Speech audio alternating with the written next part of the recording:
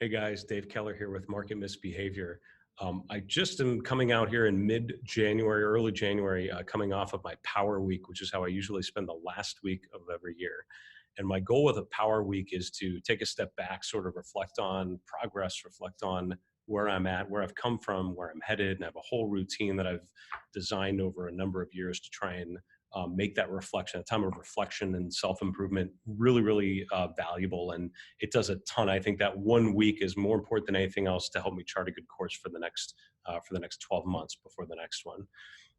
When I've worked with investors, with financial advisors to help them improve their investment process, help them make better decisions, one of the biggest challenges is just becoming comfortable with changing, right? I mean, by definition, when we start working together, by definition, you need some sort of change, you need some sort of improvement, some sort of tweaking.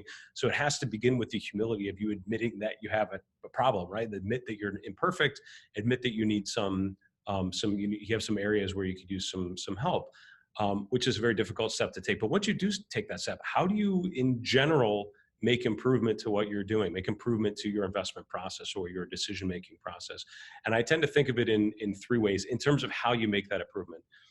Step one is to decide on your mission. Step two is set goals. And number three is set priorities. So in order, number one is your mission. What are you really trying to accomplish as an investor? How are you trying to win the game? How are you trying to outperform? How are you trying to, benefit your clients or add value for your clients, generate additional returns, generate alpha? What your mission is, and not just your professional mission, but your personal mission, what you're about and how you define yourself is the number one most important thing to do. What are you here to do personally and professionally? Once you figure that out, and I, wrote a personal mission statement years ago when I was, really focused on Stephen Covey's work, The 7 Habits of Highly Effective People. It talks about a personal mission statement.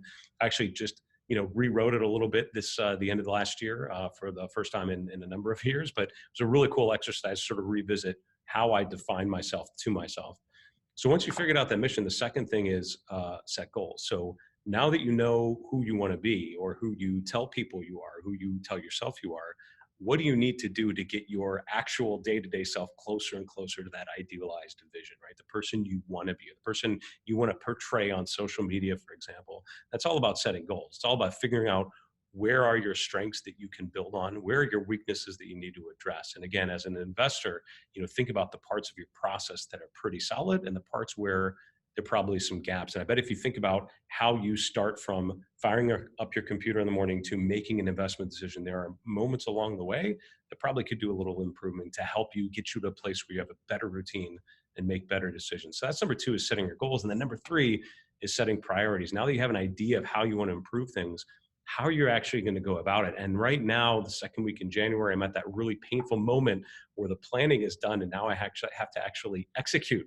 And that means setting good priorities every week, reflecting on where I want to be, who I want to be, reflecting on the goals I have to get me there, and then focusing on the priorities that are going to help me really attack those goals and make significant progress. So that's the way I think of it: setting a mission, setting your goals, and then setting your priorities. My question to you is, how well do you feel those three things are in alignment for you personally and professionally? What can you do this week to try to address if they're in misalignment in any way? If this sort of thinking about investor behavior, decision-making, and routines is of interest to you, I hope you'll hit subscribe, hit the little bell to get notifications for my new videos, and also check out other videos on my Market Misbehavior channel. Thanks so much.